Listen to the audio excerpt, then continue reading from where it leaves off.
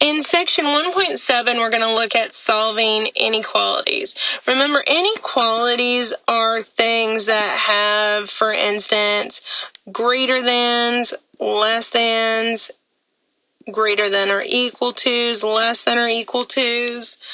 And they work a lot like equations, except for one catch. If you multiply or divide both sides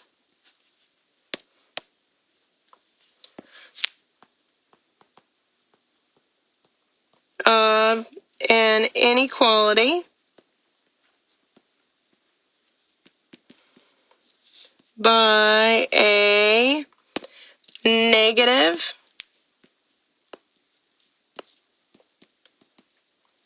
number, then you switch the direction the inequality is pointing. Then you must switch the direction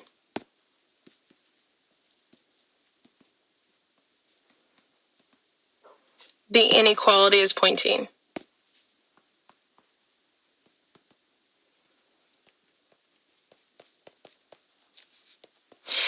And this is very specific, is it only works, and the only time you have this little catch is very specific, if you're multiplying or dividing both sides of an inequality by a negative number.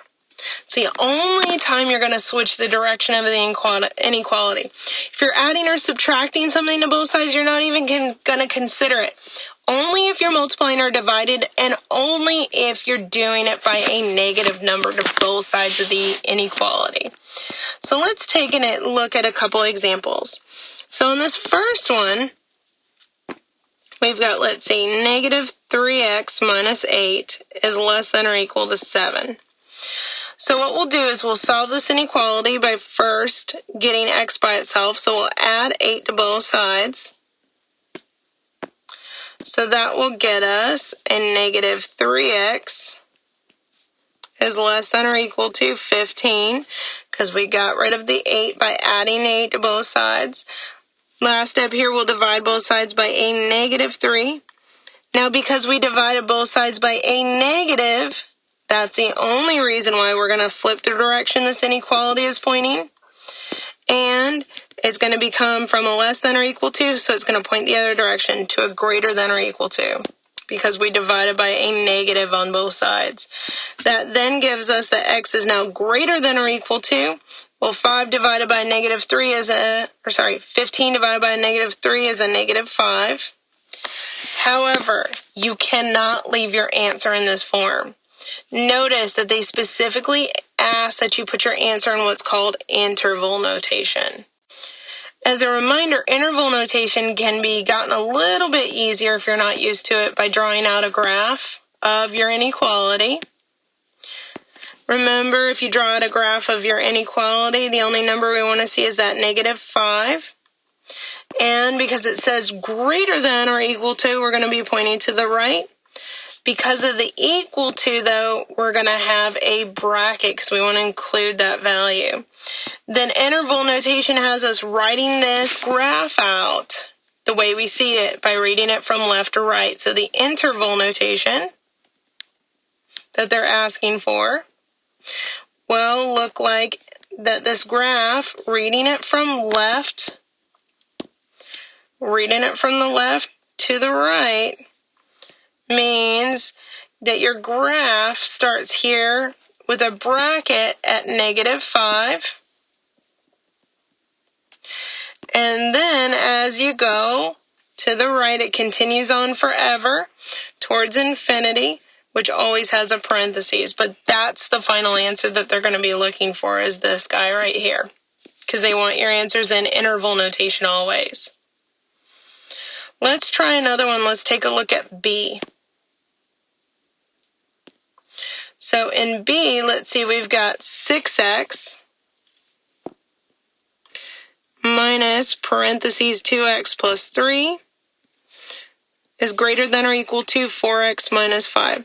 So the first thing that I notice is I want to get rid of my parentheses. And I need to do that because I've got a negative out in front. When you've got a negative out in front of a set of parentheses, the only way to drop the parentheses is to distribute that negative sign, which will give us a 6x minus 2x minus 3. Now, we did technically multiply by a negative, but we didn't do it to both sides of the inequality. Because we just distributed, we didn't multiply it to both sides, we're going to leave the inequality as a greater than or equal to. Now we can just combine like terms as long as they're on the same side. So we can combine the 6x and the minus 2x because they're on the same side. So 6x minus 2x is a 4x. And then we have our minus 3 is greater than or equal to 4x minus 5.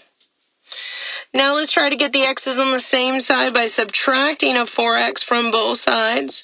Now something odd happens here is that the x's actually cancel out on both sides, which leaves us with a very odd answer. Negative 3 is greater than or equal to negative 5. So before you just jump to conclusions saying, wow, that's weird, this must be a no solutions, you need to make sure by translating this whether or not this makes sense. This, read it as a sentence. Negative 3 is greater than or equal to negative 5. Negative 3 is greater than or equal to negative 5. Is that a true statement? Absolutely. Negative 3 is always bigger than or equal to negative 5. So what we're getting here is we're getting a statement that is always true. So what that means about this inequality is it's going to work for any x. So this means it works for any x. So this actually doesn't mean that there are no solutions. It means that any number works. Well, how do we write that out in interval notation? That any x will work. Well, in interval notation, how we say that is we say anything from the negative side, from negative infinity, all the way up to the positive side to positive infinity, anything works. So our interval notation is negative infinity to positive infinity. Let's try one more inequality. On this next one on C, we've got, let's see, 2x minus 5 is greater than over negative 8 is less than or equal to 1 minus x. So the first thing I realize is that we've got a fraction where we're dividing by a negative 8. So what I'd like to do is get rid of that division by doing the opposite. We'll multiply both sides by a negative 8. I'm just putting parentheses around both sides so I don't get confused. So because the left-hand side was all divided by a negative 8 and then all multiplied by a negative 8, those two will cancel out, leaving you with just what was on top of the fraction, the 2x minus 5. However, you did multiply both sides by a negative, so that will switch the direction of your inequality. So instead of being a less than or equal to, it will now pop to being a greater than or equal to. And on the other side, we do have a negative 8 that needs to get distributed, so that'll give us a negative 8 plus an 8x when you multiply out the negative 8. Now the next thing that we need to do is get the x's on the same side of the inequality. So, easiest way to do that is to take our 2x and move it from the left to the right. So we'll subtract a 2x from both sides. So let's see, that gets us, we've still got a negative 5 on the left is greater than or equal to negative 8 plus, we had a, let's see, an 8x and a negative 2x, which is going to be a positive 6x. Keep going. Let's see, we've got let's get the x by itself. Let's get rid of the negative 8 by adding 8 to both sides. That will move it from one side to the other. Let's see what that gets us. Because we're adding or subtracting, the inequality is staying the same. We still have our 6x on the right, but a negative 5 plus an 8 will get me a positive 3. Almost there. Now dividing both sides by 6. Again, I'm not dividing by a negative on both sides. I'm dividing by a positive, so the inequality will stay the same. However, we did just get rid of our 6's. So we just have the x on the right-hand side. And as a reminder, 3 over 6 does reduce to 1/2. Now this isn't going to be our final answer before we put it in interval notation. However, this is not going to be easy to put in interval notation because we're not used to seeing the x come second. So what we would like to do is rewrite this with the x coming first and the 1/2 coming second. Now what we'll notice is the inequality is pointing where? At the x. So when we redraw it, it still needs to point at the x. So what that gives us then is that x is less than or equal to 1/2, so that it's still pointing at the x. So to put this in interval notation, I'm going to go ahead and draw it. So we've got 1/2 here on our number line. And notice our inequality is a less than or equal to, and it's pointing to the left, so our graph will point to the left. That trick of the inequality and the graph pointing in the same direction only works if the x is first, though. Be careful. Because of the equal to, we will have a bracket, so now we can rewrite this graph in what's called interval notation, reading the graph from left to right.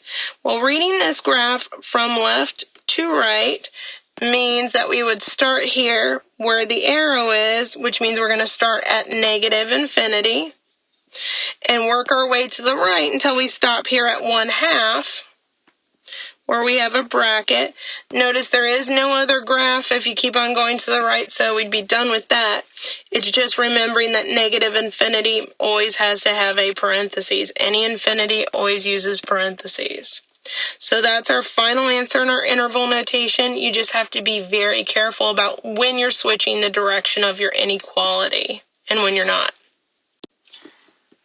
The next thing that we're going to do